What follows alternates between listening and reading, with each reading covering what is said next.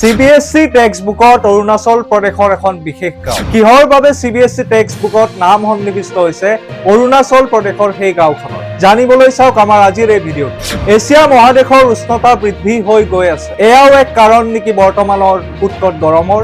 ৰাষ্ট্ৰীয় প্ৰেক্ষাপটত উজলিছে উত্তৰ পূৰ্বাঞ্চল। ত্ৰিপুৰা হৈ পৰিল দেশৰ তৃতীয়খন সম্পূৰ্ণ স্বাক্ষৰ ৰাজ্য। নমস্কাৰ, মই অংকুৰ জ্যোতি কলিতাই সকলোকে স্বাগতম জনাইছো EduAid ডেইলি নিউজৰ 24 জুনৰ এই বিশেষ ভিডিঅ'টোলৈ, য'ত আমি সাম্প্ৰতিক সময়ৰ কিছু ঘটনাৰ কথা আলোচনা কৰিছো।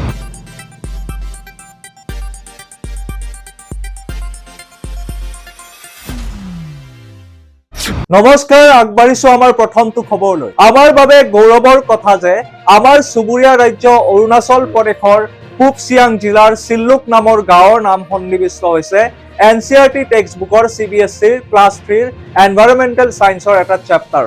আৰু এই চেপ্টাৰটোৰ নাম দিয়া হৈছে টেকিং চাৰ্জ অফ ৱেষ্ট।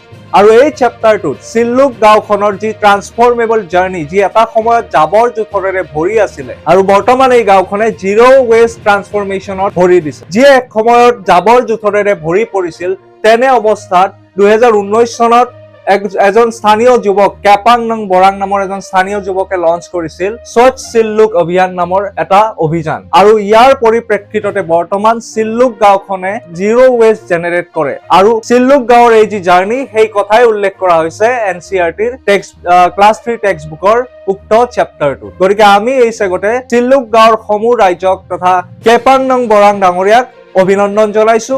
আৰু অৰুণাচল প্ৰদেশে যি এক মাইলষ্টন অৰ্জন কৰিছে, এয়াও যে সকলোৰে বাবে যেন ই এক ইনস্পিৰেশ্যন হয় আৰু সকলো জিলা, সকলো গাঁও, সকলো ৰাজ্যই ইয়াক অনুকৰণ কৰে, তাৰ বাবেও আমি আহ্বান জনাইছো।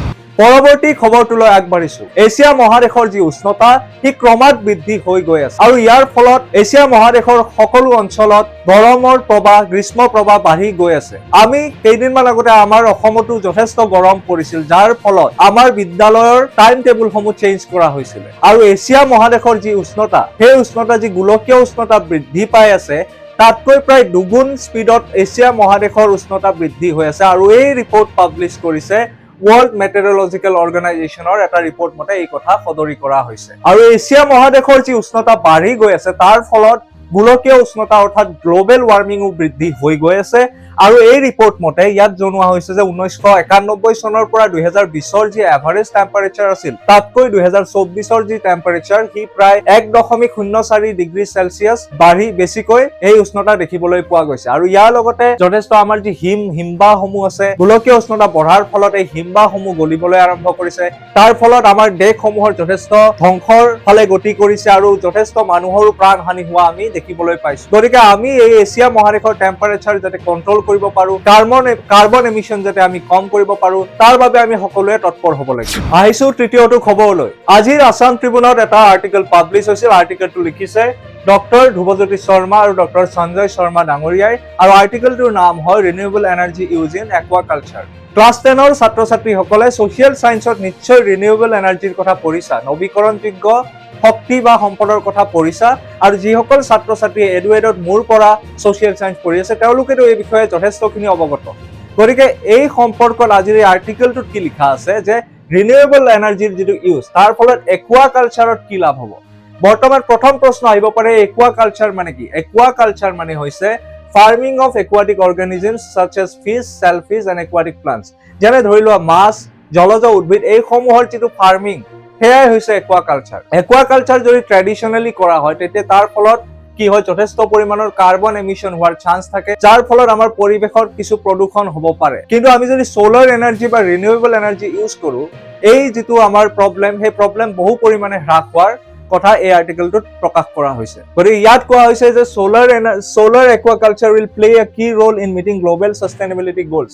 আৰু সোলাৰ এনাৰ্জি, গতিকে আমাৰ অসম যিহেতু ব্ৰহ্মপুত্ৰ নদী আৰু উপনদীসমূহেৰে ভৰপূৰ, বা বৰাক নদীখনো আছে আমাৰ বৰাক ভেলীত, গতিকে অসমত মাছ উৎপাদন যথেষ্ট পৰিমাণে হয়, য'ত বহু পৰিমাণৰ ফিচাৰী আমি দেখিবলৈ পাওঁ। গতিকে এই মাছসমূহ সংৰক্ষণ বা মাছসমূহ ভালদৰে, আমাৰ অসম যিহেতু নদী প্ৰধান ৰাজ্য, আমাৰ অসমত ব্ৰহ্মপুত্ৰ, বৰাক আৰু ইয়াৰ উপনদীসমূহে গোটেই অসম আৱৰি আছে। গতিকে আমাৰ অসমতো যথেষ্ট পৰিমাণে মৎস্য উৎপাদন হয়, আৰু এই মৎস্য উৎপাদন আৰু বেছি ভাল কৰিবৰ কাৰণে এই যিটো সোলাৰ এনাৰ্জিৰ যিটো পলিচিৰ কথা উল্লেখ কৰিছে, ই যথেষ্ট পৰিমাণে লাভদায়ক হ'ব।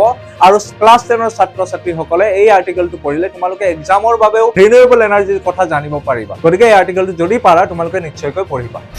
আহিছো পৰৱৰ্তী খবৰটোলৈ। কালি আমি কৈছিলো যে ৰাষ্ট্ৰীয় প্ৰেক্ষাপটত অসমৰ যি বেয়া ফলাফল আছিলে শিক্ষা ব্যৱস্থাত, তাৰ কথা যোৱাকালি আমি কৈছিলো। কিন্তু তাৰ মাজতো এক ভাল খবৰ আহি পৰিছে। আমাৰ চুবুৰীয়া ৰাজ্য ত্ৰিপুৰা ভাৰতৰ তৃতীয় সম্পূৰ্ণ স্বাক্ষৰ ৰাজ্য হিচাপে স্বীকৃতি লাভ কৰিছে। আৰু এই স্বীকৃতি লাভ কৰাৰ পিছত আৰু ত্ৰিপুৰা হৈ পৰিছে মিজোৰাম আৰু গোৱাৰ পিছত তৃতীয়খন ৰাজ্য, য'ত সম্পূৰ্ণ স্বাক্ষৰ ৰাজ্য হিচাপে স্বীকৃতি প্ৰদান কৰা হৈছে। আৰু ত্ৰিপুৰাৰ সাক্ষৰতাৰ হাৰ 95.6% বৃদ্ধি পাইছে। আৰু এই এনাউন্সমেন্টটো দিয়া হৈছিলে ইউনিয়ন মিনিষ্ট্ৰী অফ এডুকেশ্যনৰ ফালৰ পৰা ৰবীন্দ্ৰ ভৱনত, আৰু য'ত উপস্থিত আছিলে ত্ৰিপুৰাৰ মুখ্যমন্ত্ৰী মানিক সাহা। গতিকে ত্ৰিপুৰাৰ বাবে গৌৰৱৰ কথা, আৰু লগতে আমাৰ উত্তৰ পূৰ্বাঞ্চলৰ বাবেও গৌৰৱৰ কথা যে আমাৰ উত্তৰ পূৰ্বাঞ্চলৰ দুখন ৰাজ্য মিজোৰাম আৰু ত্ৰিপুৰা দুয়োখনেই ভাৰতৰ সম্পূৰ্ণ স্বাক্ষৰ ৰাজ্য হিচাপে স্বীকৃতি লাভ কৰিছে। আৰু ইয়াৰ লগতে ত্ৰিপুৰাৰ সমূহ জনসাধাৰণ তথা ত্ৰিপুৰাৰ এডুকেশ্যন ডিপাৰ্টমেণ্টৰ স্পেচিয়েল ছেক্ৰেটাৰী ৰবল এইচ কুমাৰ, ত্ৰিপুৰাৰ এডুকেশ্যন মিনিষ্টাৰ, ত্ৰিপুৰাৰ চিফ মিনিষ্টাৰ সকলোকে আমাৰ এডুৱেইডৰ ফালৰ পৰা অভিনন্দন জনাইছো। লগতে আমি বিচাৰো যে আমাৰ অসমো সম্পূৰ্ণ স্বাক্ষৰ ৰাজ্য হিচাপে এদিন হলেও এদিন স্বীকৃতি লাভ কৰক। পুনৰ এক সুখবৰ লৈ আহিছো। আমাৰ অসমৰ জনপ্ৰিয় ছবি পৰিচালক ৰীমা দাস বাইদেৱে লাভ কৰিছে নিউয়ৰ্ক ইণ্ডিয়ান ফিল্ম ফেষ্টিভেলত বেষ্ট ডিৰেক্টৰ এৱাৰ্ডছ, আৰু কোনখন চিনেমাৰ কাৰণে? ভিলেজ ৰকষ্টাৰ্ছ 2 চিনেমাখনৰ কাৰণে তেখেতে এই বঁটা লাভ কৰিছে। এইখিনিতে মই ছাত্ৰ ছাত্ৰী লগতে ভিলেজ ৰকষ্টাৰ্ছ 2ৰ সমূহ কলা কুশলী পৰিচালক আৰু ইয়াৰ লগত জড়িত সকলোকে আমাৰ এডুৱেইড লাৰ্ণিঙৰ ফালৰ পৰাও অভিনন্দন জনাইছো।